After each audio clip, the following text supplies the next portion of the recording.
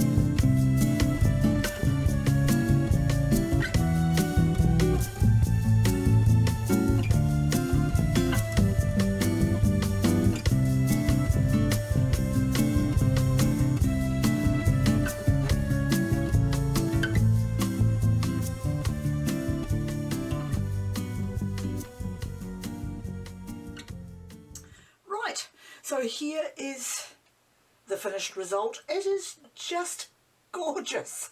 I really don't want to do anything over it, but my aim today is to do some more chain pulling. So I'll just show you those pretty colours in there.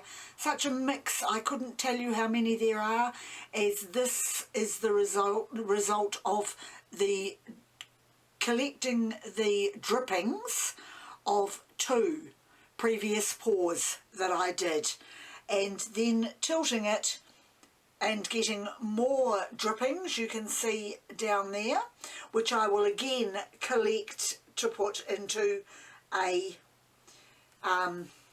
tray for reuse.